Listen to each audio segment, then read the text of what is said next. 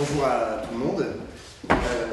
Je vais donc vous parler effectivement d'Oskar Andweiler, qui est un historien allemand qui a écrit notamment un ouvrage qui s'appelle Les Soviets en Russie, 1905-1921. Je m'appuie donc en bonne partie sur son travail aujourd'hui. Je m'excuse par avance parce que je ne suis pas historien.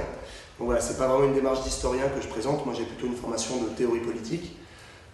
Mais comme j'estime en partie qu'on ne peut faire de la bonne théorie que à partir de la pratique et des pratiques, je vais essayer de vous faire de la pas trop mauvaise théorie en m'appuyant sur ce matériau historique, entre autres sur cet ouvrage et sur d'autres matériaux historiques pour parler de la révolution russe et notamment principalement des soviets ou conseils ouvriers. Donc pourquoi parler ici d'Oskar Andweiler? Tout d'abord pour, à mon avis, sa démarche très originale. Ça peut paraître évident, ou en tout cas, enfin ça peut paraître étonnant plutôt, quand il écrit son ouvrage dans les années 70, c'est un des premiers en fait à s'intéresser à la révolution russe de manière historique à partir des organes mêmes de cette révolution, c'est-à-dire à partir des soviets, à partir des conseils ouvriers. Et donc il ne part pas d'une perspective soit d'étude du parti bolchevique, soit d'étude des forces politiques qui s'opposent au parti bolchevique, mais bien à partir d'une histoire des soviets et d'essayer de comprendre leur évolution et leur dégénérescence progressive. Donc cette démarche me paraît tout à fait intéressante ici, et au-delà de cet exemple historique précis, tout fondateur qu'il est, c'est le fil rouge historique que représente cet événement et que représente en partie la pensée d'Oskar Andweiler, qui me semble intéressante. Voilà, Oskar Andweiler est un auteur qui se dit conseilliste, il sera repris notamment travaillé en France par quelqu'un comme Miguel Abinsour. Et ce qui l'intéresse au-delà de la révolution russe, ce sont les pratiques émancipatoires et les organes d'auto-organisation, les formes d'auto-organisation qui tentent d'incarner ce projet d'émancipation politique. Et sa thèse, c'est que, évidemment, les conseils ouvriers, dans cette période-là, sont un des exemples peut-être historiquement les plus aboutis de formes d'auto-organisation et de pouvoir auto-organiser. Donc voilà, c'est dans cette perspective-là que j'essaye de travailler. Et donc au-delà de ce travail lui-même, ce qui à mon avis est intéressant, c'est la manière de comprendre d'un point de vue analytique, la manière dont les conseils ouvriers vont être dévoyés, la manière dont leur pouvoir va être progressivement détruit, qui peut être intéressant. Et il y a là, à mon avis, beaucoup d'éléments stratégiques qui peuvent servir et qui devraient pouvoir servir, je l'espère, aux penseurs et aux acteurs d'émancipation aujourd'hui. Donc voilà, je vous disais, mon but, c'est pas tant de vous livrer ici un résumé, une synthèse de son ouvrage, mais plutôt d'essayer d'en déceler quelques clés théoriques. C'est donc ce que je vais essayer de faire. Du coup, je vais faire une démarche en deux temps. D'abord, vous parler après, donc je vais vous faire d'abord une petite synthèse très brève, mais ensuite en deux temps, essayer de vous parler donc, du double rôle des conseils, c'est-à-dire des conseils en tant que processus, dans le processus révolutionnaire, et ensuite d'essayer de comprendre le rapport des conseils ouvriers avec les organisations politiques permanentes, avec les partis. Et donc, après le point sur le processus, c'est plutôt un point sur l'organisation, sur les questions d'organisation, sur lesquelles je vais me pencher. Donc, je vous le disais, la thèse d'Oskar Andweiler, c'est vraiment celle de la dégénérescence des soviets progressive, dégénérescence qu'on ne peut imputer uniquement au fameux facteur objectif, mais qui, selon lui, est due en partie à l'orientation politique du parti bolchevique. Pour définir brièvement, de manière un peu stricte, ce que sont les soviets à l'époque et ce que sont les conseils ouvriers, même en général, l'idée c'est que ce sont donc vraiment des organismes représentatifs, premier point, qui naissent évidemment dans des situations révolutionnaires, dans des processus de lutte très radicaux, deuxième point. Et troisième point, ces organes représentatifs, ils servent de délégataires aux catégories socialement inférieures, que ce soit les ouvriers, le prolétariat au sens strict, les paysans, les soldats, principalement pour l'époque. Au-delà de cette définition stricte, c'est les grands principes et conditions d'expression du cadre conseilliste, du type conseil, qui nous intéressent. Et ce qu'on remarque, c'est qu'ils sont issus souvent de la pratique, plus que d'une inspiration de modèles antérieurs. Et pourtant, malgré le fait qu'ils soient issus de ces processus pratiques, on retrouve par exemple dès les premiers soviets, les premiers conseils, la plupart des grands principes qui seront identifiés par Marx et Bakounine, je crois, autour de la Commune de Paris de 1871. et qu'on retrouvera plus tard chez des auteurs comme Pannekoek, par exemple, en Hollande, avec l'idée donc de diffuser, de développer une participation la plus large possible des masses de la population.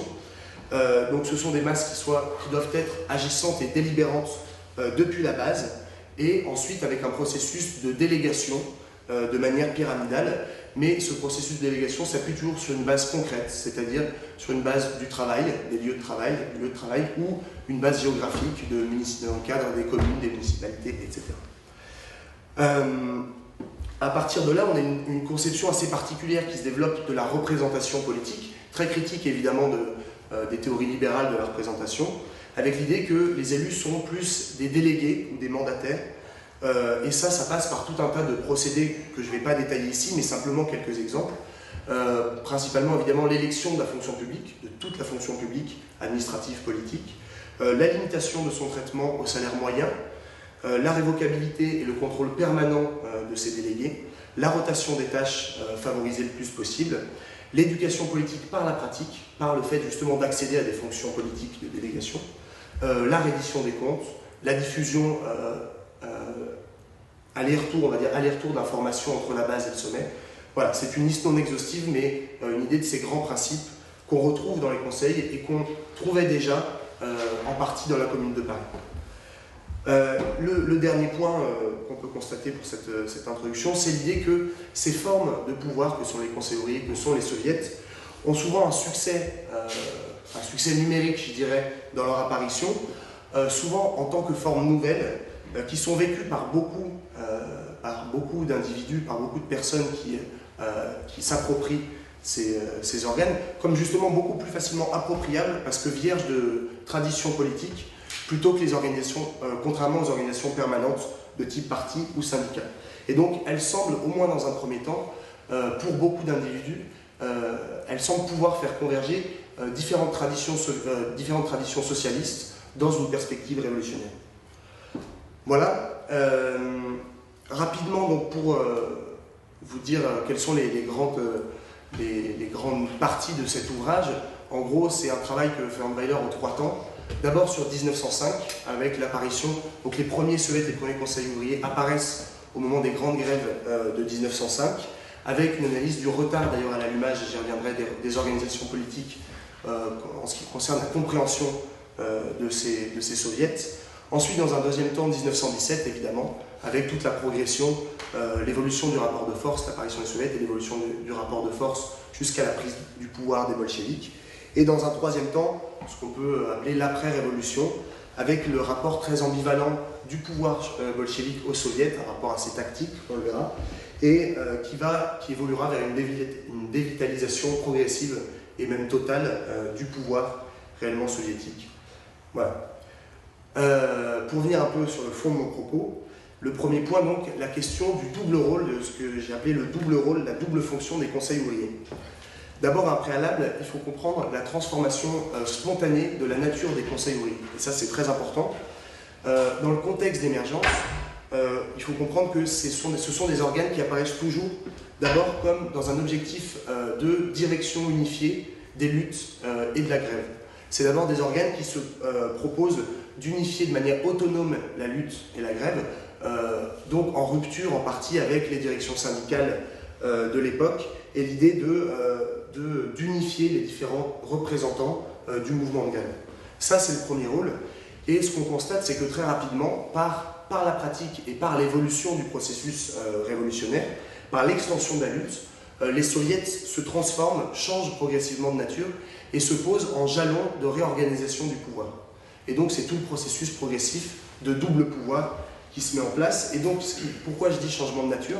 Parce que ce ne sont plus des organes qui s'envisagent uniquement dans la perspective de la grève, avec des revendications liées à la grève, mais qui commencent à accroître leurs prérogatives, à perdurer et à se poser des questions qui deviennent politiques et qui dépassent le cadre strict de chaque usine ou de chaque revendication économique partielle.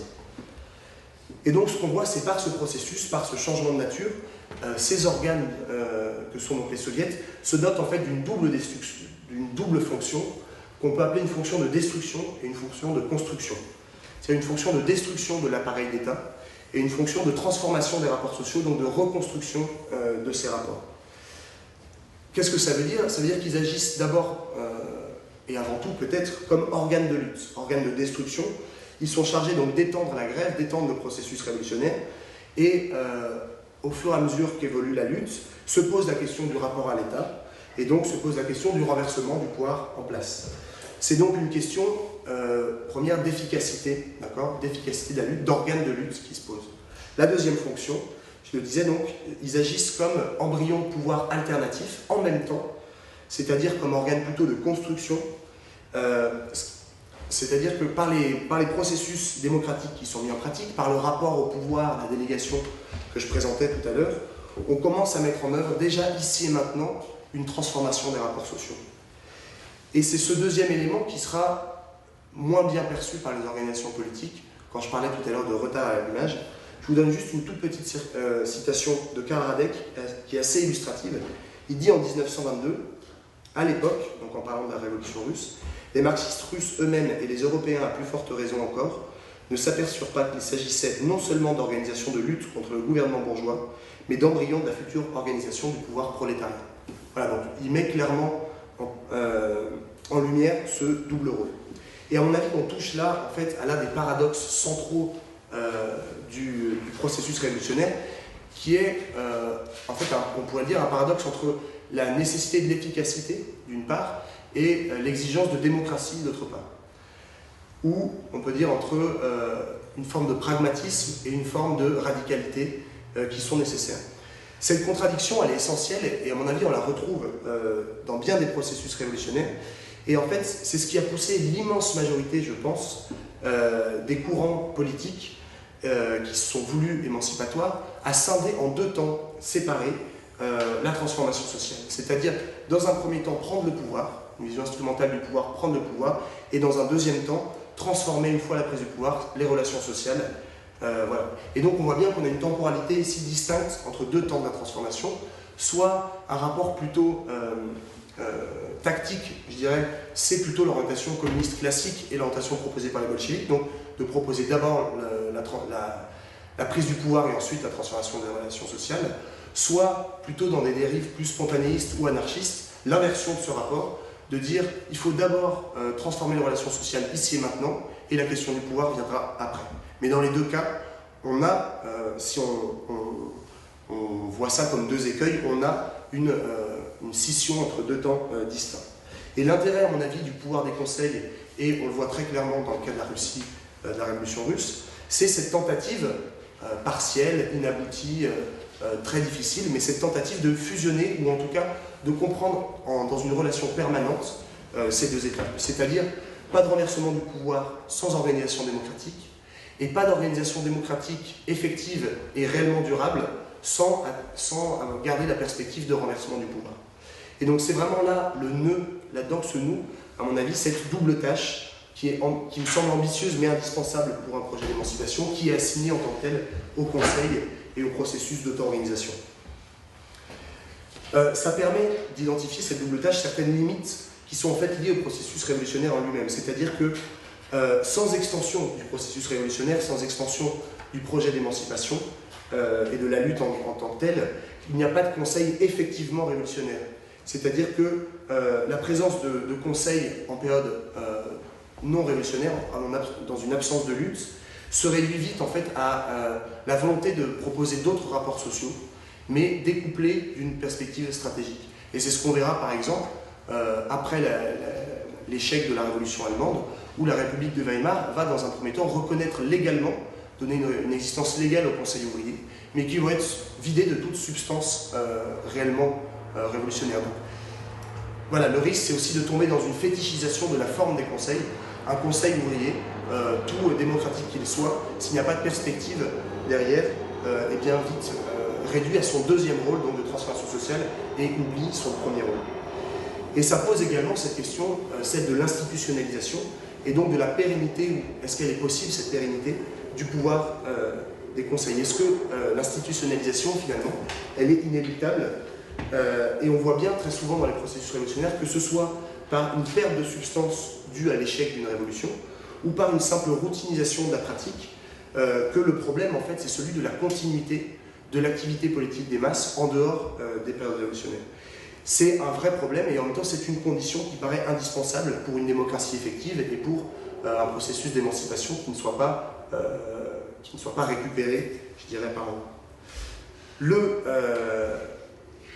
deuxième point, si j'ai encore le temps, j'espère que ça va, c'est celui, je le disais, donc, du rapport des conseils aux organisations politiques permanentes. Pour essayer d'ancrer mes propos théoriques dans des situations un peu pratiques, je vais revenir sur ce que fait Andreï dans son ouvrage, c'est-à-dire sur un rappel des positions initiales, notamment des fractions mencheviques et bolcheviques, vis-à-vis des conseils dans la révolution russe. Tout d'abord, les mencheviks, il faut comprendre que leur vision des soviets allait encastrer dans une compréhension du processus révolutionnaire en deux temps séparés, c'est-à-dire d'abord une révolution bourgeoise qui doit moderniser le pays, qui est chargée de développer le prolétariat, les forces productives, etc. Puis ensuite, seulement dans un deuxième temps, une révolution prolétarienne qui renverserait ce pouvoir bourgeois et qui permettrait de faire venir le socialisme. Cette conception de la révolution, en fait, elle entraîne une conception assez ambiguë de la compréhension des conseils. Pourquoi ambiguë? Parce que, en fait, ce qui est assez étonnant, c'est que dans un premier temps, les mencheviks sont peut-être plus en avance que les bolcheviks sur la compréhension de ce que sont les soviets, c'est-à-dire qu'ils les voient dès 1905 assez clairement comme un organe d'auto-administration, donc un jalon d'organisation du pouvoir, sur le modèle de ce qui s'est passé dans la Commune de Paris. Donc eux font assez directement le parallèle. Ils valorisent donc plutôt la deuxième fonction que j'ai présentée, ils valorisent la fonction embryon de pouvoir, mais cette conception, leur conception de la révolution particulière, fait qu'ils entretiennent un flou sur la relation qu'ils établissent entre cette auto-administration, cet embryon de pouvoir, et le pouvoir étatique existant. Et ce flou, vous le savez, il évoluera en 1917 vers une valorisation du pouvoir institutionnel plutôt que du pouvoir des conseils.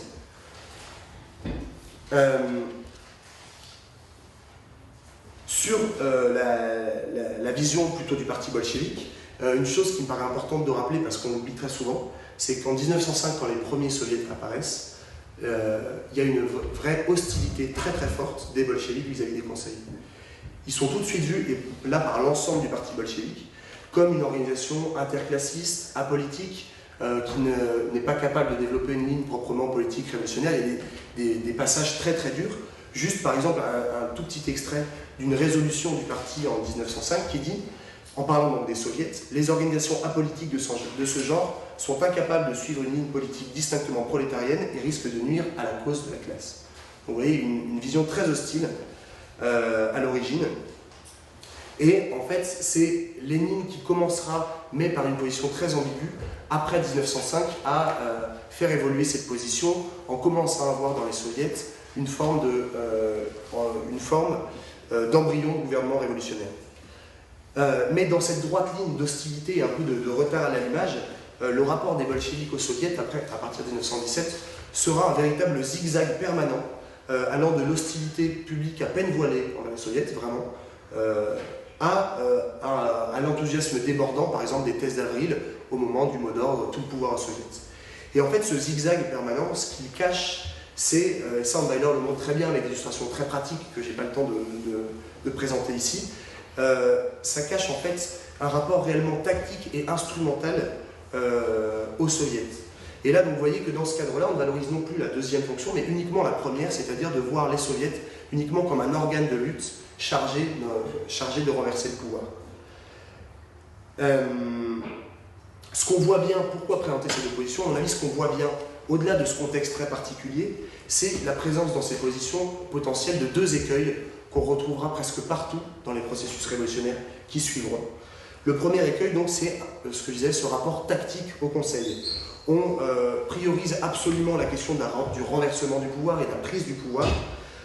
On instrumentalise, le risque ici, c'est d'instrumentaliser les soviets et de ne s'y intéresser qu'en tant qu'ils permettent d'accroître le rapport de force. On passe totalement au-dessus ou à côté, comme vous voulez, du germe démocratique qui est en nous. Ça, c'est le premier écueil. Le deuxième, c'est, à l'inverse d'un rapport tactique, un rapport utopiste au Conseil. L'idée, cette fois, qu'on valorise leur rôle d'embryon de pouvoir, leur germe démocratique, leur capacité à transformer ici et maintenant les relations sociales. Mais le risque ici, on le voit bien, c'est ce que je disais tout à l'heure, c'est de fétichiser à l'inverse le rapport des conseils, la forme des conseils, et d'oublier que leur potentialité démocratique durable, elle est dépendante véritablement du processus émancipatoire, et ils ne pourront compter en tant que pouvoir alternatif qu'en tant qu'ils pourront chasser le pouvoir en place et éliminer les contradictions fondamentales qui continuent de structurer la société, qui sont le rapport propriétaire-non propriétaire, ou même plus largement le rapport dirigeant-exécutant. Et là, à mon avis, on touche avec ces deux écueils à l'un des apports fondamentaux, je pense, du travail d'Andweiler, et ensuite du travail des conseillistes dans cette lignée, qui est voilà, d'identifier cette contradiction et d'essayer de réfléchir à comment est-ce qu'on peut faire advenir une démocratie des conseils, comment est-ce qu'on peut faire advenir une démocratie réellement émancipatoire, en évitant à la fois la fétichisation des transformations des rapports sociaux ici maintenant et l'instrumentalisation des organes d'auto-organisation. Et donc ce double écueil, c'est ce que je disais tout à l'heure, c'est la tension permanente qu'on trouve dans tout projet d'émancipation entre la contradiction profonde entre la nécessité de l'efficacité et l'exigence d'une réelle démocratie. Pour conclure, je vais aller assez vite sur le dernier point, c'est dans ce travail sur les deux écueils, évidemment dans la Révolution russe, c'est plutôt le premier écueil, l'écueil instrumentaliste, qui est mis en valeur par les bolcheviks, l'instrumentalisation, et donc par le travail d'Andweiler, on peut identifier une critique du bolchevisme qui est, à mon avis, une double critique, et je présenterai simplement les grandes lignes, peut-être qu'on y reviendra dans la discussion. C'est une critique à la fois de des théories d'organisation développées par les bolcheviks, et ce que j'appellerais une critique des théories de l'histoire. Les théories d'organisation, c'est donc un rapport très hostile à la spontanéité qu'on trouve chez les bolcheviks, et en fait qu'on trouve principalement chez Lénine dans son travail, dans son ouvrage Que faire, qui est en fait une conception d'organisation directement issue de la Seconde Internationale et du kotskisme. Il reprend des passages entiers de Kautsky en disant qu'ils sont profondément justes et qu'ils sont la tactique à suivre, très rapidement en scindant en deux ce qui est le mouvement social d'une part et ce qui est la conscience socialiste révolutionnaire d'autre part. Cette conscience, seuls les intellectuels bourgeois, petits bourgeois peuvent l'avoir et doivent l'inculquer de l'extérieur au mouvement social qui lui est incapable par lui-même d'avoir une conscience révolutionnaire mais qui reste à un niveau de conscience partielle, très unioniste il appelle ça. Et donc le parti doit avoir un rôle de courroie de transmission de l'un à l'autre et véritablement on est dans une conception à mon avis substitutiste et autoritaire d'organisation où les exploités et les opprimés en fait ne sont que des objets qu'il s'agit d'émanciper de l'extérieur par le parti qui va inculquer le germe révolutionnaire dans l'esprit des ouvriers.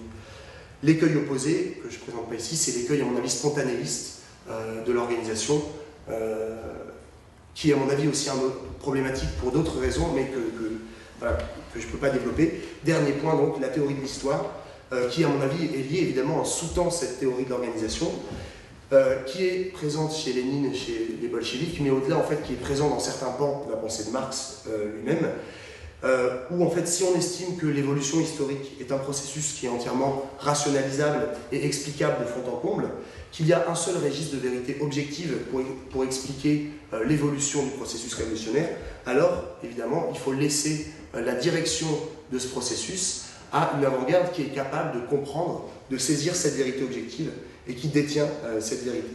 Et là on comprend à mon avis en partie, avec cette vision-là, l'intransigeance des bolcheviks vis-à-vis du pluralisme, la censure généralisée qui va se mettre en place tout de suite dans les soviets, mais même au sein du parti bolchevique en interdisant toute forme d'opposition, etc.